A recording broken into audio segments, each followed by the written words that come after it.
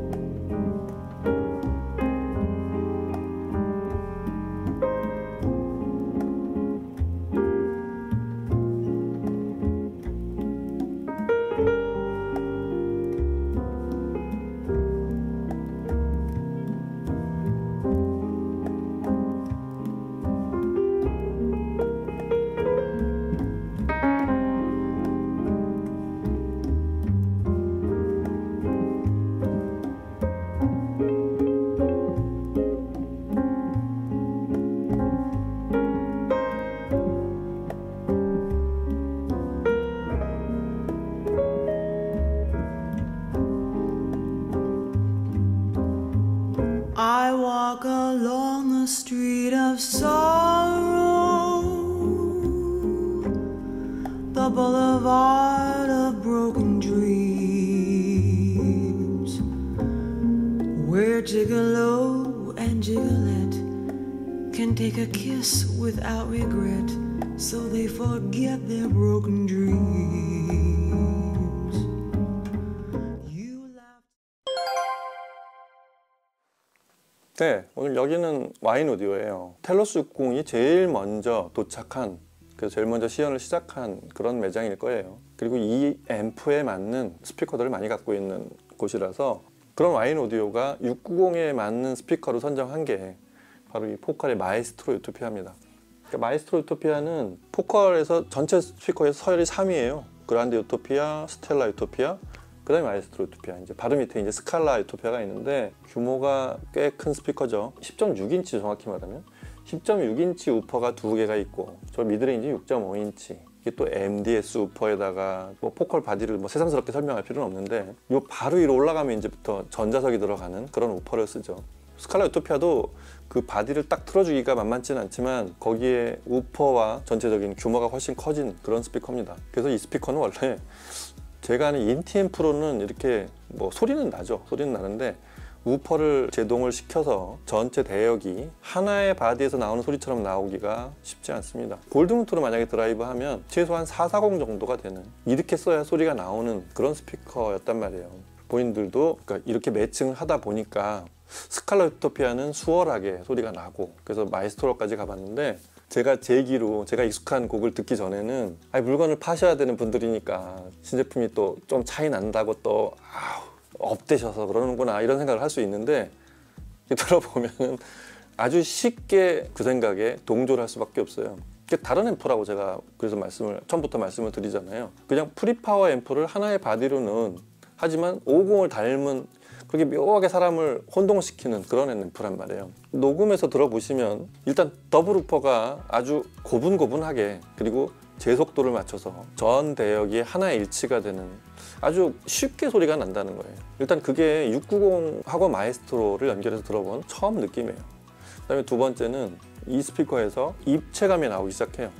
그러니까 입체감이 나온다는 말은 일단 좀 아까 말한 전 대역이 정확하게 위상이 맞아 떨어져야 공간, 원래 음원에 있는 공간이 이렇게 실제처럼 떠오르기 시작합니다. 이제 그게 위상이 맞는다는 어떤 증빙 같은 그런 현상이죠. 그 다음에 세 번째는 원래 아래 모델에서 출력이 올라가면 이 장단점이 좀 있어요. 드라이브가 좀 더 파워 핸들링은 당연히 높아지죠. 좀 더 에너제틱해지고 좀 더 박진감이 증가하는데, 문제는 높은 대역에서 에너지가 과잉이 돼서 좀 피곤해지거나 소리가 옛날보다 좀 편치 않아. 이게 출력이 늘어났을 때 생기는 현상들이거든요. 근데 이게 골드문트의 기술이라고 할 수 있습니다. 소리가 되게 듣기 좋아요. 텔로스가 되면서 원래 골드문트 소리는 조금 듣기 좋아진 쪽으로 변했습니다. 텔로스가 골드문트 앰프의 보편화에 기여한 바가 있다면, 골드문트 소리에 호불호가 있던 사람들을 대부분 좋은 쪽으로 바뀌게 했다는 거예요. 주로 낮은 대역의 동작을 좀 더 정확하게 만들어서 저역이 리드미컬하게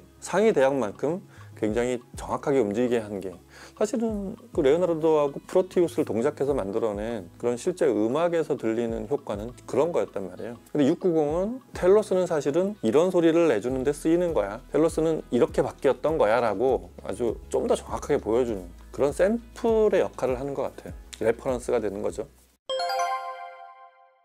자, 그럼 저역부터 볼까요? 저희 자주 듣는, 주로 저희 자주 듣는 곡들로 비교를 해보시라고 이렇게 들어봤어요. 일단 4플레이 101 이스트바운드 같은 곡을 들어보면 베이스 치는 느낌이 많이 다르실 거예요. 일단 골드문트라는 앰프는 베이스를 과도하게 이렇게 풍성하게 만드는 쪽하고는 반대쪽 소리죠. 오히려 그걸 너무 단정하게 만들어서 호불호가 엇갈렸던 앰프인데, 텔로스가 되면서부터 이제 그게 조금 바뀌었어요. 베이스가 살짝 두툼해지면서 타이밍은 똑같이 맞춰놨단 말이에요. 그런 것들이 지금 같은 큰 스피커에서는 상황이 다를 수 있어요. 우퍼가 커지고 2개나 되고 이런 게 똑같이 일치하기가 어려운데, 그 정동작을 하지 않으면 또 저음이, 그래서 공진과 풀어짐이 생기면 굉장히 듣기 싫은, 사실 부담스러운 스피커인데 690으로 그냥 뭐 두말할 여지 없이 그냥 간단히 해결이 돼요. 예를 들면 그 킥드럼 소리가 진폭이 커졌어요. 스피커 자체가 더블 우퍼이기도 하고 앞뒤에 파워 핸들링이 커서 동작이 크고 그 박진감이 훨씬 증가했는데 아주 말쑥하게 떨어진단 말이에요. 이게 상위 미드레인지와 트위터, 반짝거리는 그런 악기들하고 기타 소리들, 베이스 음들, 이런 음들하고 잘 섞입니다. 일체감 있게. 이게 일체감이 있게 소리가 난다면 리드미컬한 기분이 느끼는 게 달라요. 한 지점에서 나오는 소리처럼 고음, 중음, 저음이 따로따로 움직이는 게 아니라 똑같이 한 지점에서 나오는 소리처럼 들린단 말이에요. 근데 690으로 드라이브한 마에스트로 유토피아에서 딱 그런 101 이스트바운드 소리가 나오는 거예요. 뒤는 공간이 훨씬 커졌어요. 그리고 역동감이 더 늘고 이랬는데도 그런 일체감은 좀 더 좋아지는, 드라이브를 굉장히 잘하는 거죠. 그리고 거친 느낌이 하나도 없는 상황. 뭐 사실 이 곡을 듣는데 뭐 이렇게 아쉬움이라는 게 하나도 없었습니다. 그 다음에 출력이 늘어나서 생기는 어떤 부작용, 이런 걸 좀 확인해 보려고 이럴 때 들어보는 게 이제 앙칼진 바이올린 소리들, 그것도 고악기 쓴 바이올린들, 게다가 서로 대역이 다른 두 개의 바이올린을 섞은 이런 곡, 바하의 두 대의 바이올린을 위한 협주곡, 그것도 연주자가 다른 레이첼 포저와 앤드류 맨츠가 연주하는, 이걸 들어보면 여기선 또 거꾸로 거친 음이라는 걸 일단 보이지 않고 중역대가 살짝 중역대의 음색이 조금 더 진해진 느낌? 이거는 사실은 제가 아는 골드문트 소리는 아니에요. 이거는 포카레 스타일도 아니고 제가 아는 이전의 골드문트 소리하고는 좀 경향이 달라요. 골드문트는 오히려 소리를 섬세하고 여리게 만들어서 투명감을 늘리는 쪽이지 중역대 음색을 이렇게 진하게 만들어서 소리를 내는 그런 앰프는 아니었단 말이에요. 그게 제가 590하고 690에서 이게 다른 계열의 소리다라고 느끼는 가장 큰 차이점이었습니다. 바이올린이 중역대로 이렇게 움직이면 그게 콘트라스트가 생겨 있어요. 그게 해결되면 원래 이런 곡을 듣는 이유인 그런 아주 작은 입자들이 섬세하게 이렇게 펼쳐지는 느낌들, 그리고 합주해서 뭉치지 않고 다 분해되는, 이런 건 사실 골드문트가 제일 잘하는 영역입니다. 다만 이 입자감, 너무 딱딱하다거나 이렇게 뭐 경질의 소리거나 뭔가 좀 거칠어지는 느낌, 이런 것만 없으면 되는데 텔러스 버전들이 오면서 그런 부분들이 오히려 굉장히 듣기 좋게 됐단 말이에요. 문자 그대로 청각적으로 귀에 살짝 부드럽게 와서 닿는 감촉, 이런 것들이 텔러스 버전이 되면서 좋아졌어요. 그걸 이제 690까지 끌어올린 겁니다. 그런 소리를 조금 더 듣기 좋은 편안한 곡으로 옮겨간 게, 이 곡의 편안함은 골드문트에 대한 어떤 인상, 선입관, 편견, 이런 거를 확 바뀌게 해줄 수 있는 소리를, 지금 그런 소리를 690과 마에스트로 유토피아에서 들을 수 있습니다. 어떻게 보면 이거는 포칼의 소리도 아니요, 골드문트 소리도 아닌 제3의 어떤 시너지 같은 소리라고도 할 수 있는데, 사실은 그게 포컬에 대한 오해도 같이 섞여 있는 얘기를 포함한다면 각 드라이버의 동작이 정확하게 일치가 되면 나타나는 전 대역 스펙트럼이 넓은 채로 들리는, 원래 음원에는 소리가 그대로 느껴지는 그런 순간의 장면이 되는 거죠. 그게 사실은 하이엔드 오디오가 궁극적으로 시청자한테 들려주는 소리인 거죠.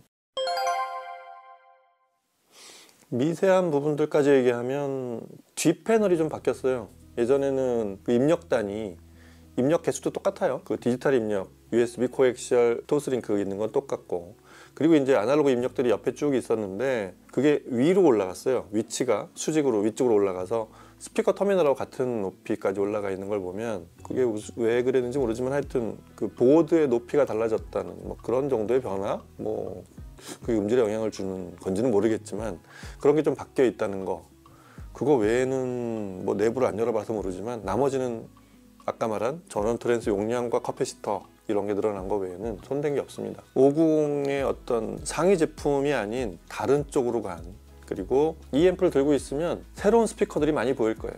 그런 스피커들이 이 앰프 하나를 뭐 여러 개 늘어놓는 거를 좋아하지 않는 분들, 이제는 뭐 그게 약간 트렌드가 되어 가긴 하지만 이거 하나로 끝낼 수 있다면 굳이 여러 개를 사지 않아도 되는 그런 골드문트 앰프가 하나 출연했다고 보시면, 이게 또 이제 텔러스 50이 좀 애매해지는데, 둘의 관계는 사실은 스위스 프랑으로 약 10,000프랑 정도, 그러니까 1,500만 원 정도, 간발의 차이밖에 나지 않는다는 것도 또 문제라면 문제입니다.